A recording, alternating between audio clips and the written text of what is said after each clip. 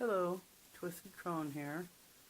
Just wanted to throw in a quick one to top off the program here. This is step one in making the natural brew strawberry gingerade. And this is my last bottle of this last brew. A lot of fun, very good for you. Lots of natural probiotics, or I think essentially prebiotics, has been established. But bottom line, lots of good biotics for your intestine, and it's very delicious. And if you're trying to lose weight, I can't express enough how wonderful this is. It helps you digest your food. It tastes really good, and I will attest that I do believe that it has helped me regulate my blood sugars. So this is basically the first step in preparing to make a batch. I've taken out my my starter. And this is my starter that I've taken out of the refrigerator. I keep it in the refrigerator between brews so that it is slowed down and waiting to make the next batch. There's several little mothers in here. You can't really distinguish that's what they are in between the goods that are in there. They're provisions. Anyway, so I've already taken this out, so it's coming to room temperature. That takes, you got to give that some hours to come to room temperature. And also your fruit should be at room temperature, because that helps speed up the process. So this is approximately 4 cups of fresh strawberries that I have cut up here. And the thing about this is I don't know if it's that much easier for anybody, but I discovered through experience here that approximately 4 cups of fresh fruit is one of these convenient little 1 pound clamshells that you generally buy them at the local grocery. That's what it comes out to be. So these are the organic strawberries grown and distributed here locally. And so then that's it. You have approximately 4 cups. I actually have a little over 4 cups. I added a few strawberries because this is not a U.S. gallon. It's a little over a gallon. It's like some liters. Not even sure. I just know it's a little over a gallon. So I put a little over the 4 cups of the fresh fruit too. And to that, I'm going to add a really healthy sprig of fresh ginger, which I am going to use my handy dandy slicer dicer gizmo to dispatch the ginger into small little stick shapes. Julienne, I believe is the term. Julienne. I will julienne this and add that. I'll come back when I'm putting that together. The only other thing I need besides my starter is about a cup of raw sugar. And I like to use just the regular raw sugar. People use much fancier ones. You can use anything. Just remember, anything you add will consequently flavor the end product. So I have through just experience of discovery that I like the regular raw sugar, not the heavier, darker ones. anyway, I'll come back as I'm putting this together. Peace out.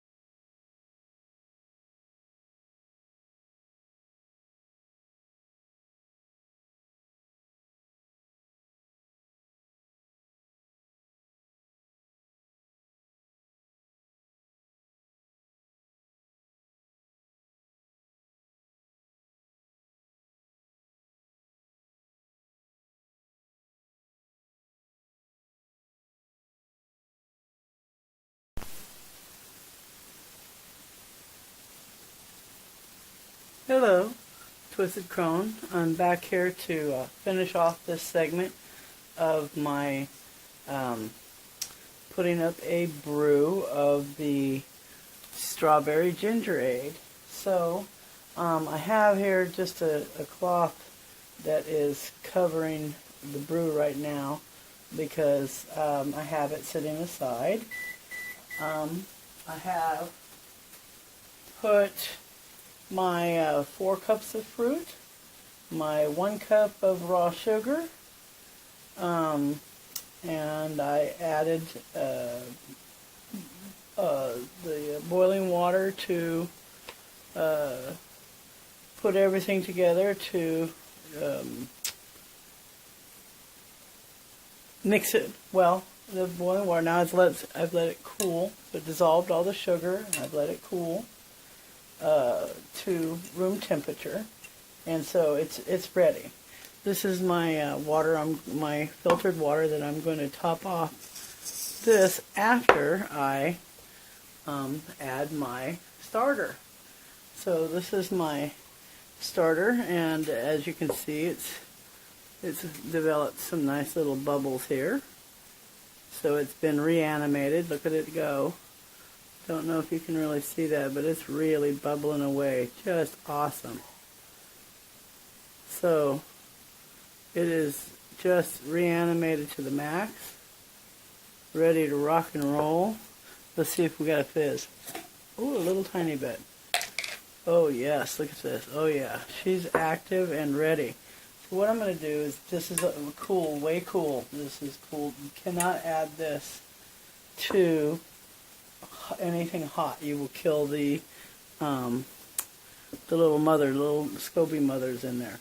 So I'm going to go ahead and pour it and add it to the mixture.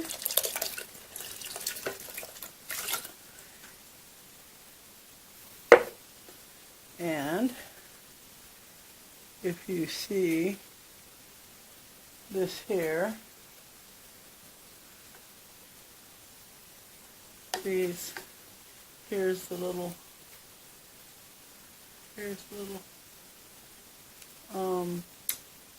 strawberry ginger mothers. This is a third generation, I believe. This is going to be the third. This is about to be the third. This has come out of the second generation. This is now going to be the third. There's another one down here. Don't know where she went, but she's down here. Oop, oop, oop. Anyway, so what I'm going to do now, mix this gently. I'll always use wooden, never plastic or metal.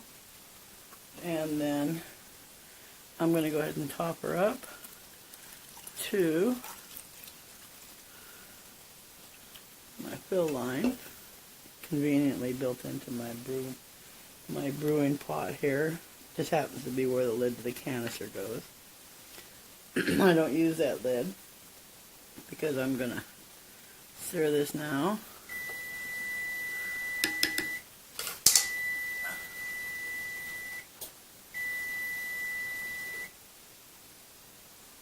My timer on my oven, cooking cheese sticks.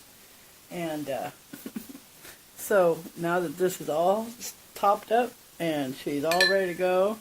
I try to encourage the mothers to come back to the top because they just do very well. There's, oh, look at that. Isn't she a beaut? Oh, she's magnificent. Yes, yes, yes, yes, yes. There's one. And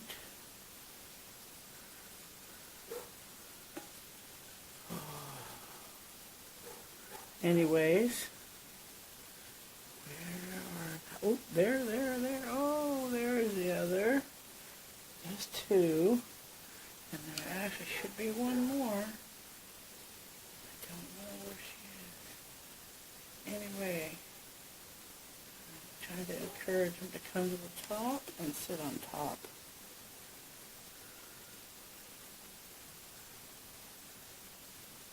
Okay, so what I'm going to do now is I'm going to cover this with my nice cloth and a rubber band, and this is going to brew for, we're having some really hot temperatures right now, so I'm betting 2 days, 48 hours is going to be plenty of brew time for this to really start bubbling up. As soon as it starts bubbling up, I bottle it. And that'll be where I'll pick up the next phase. So we're going to let this brew for about 48 hours, and then I'll be back. Peace out.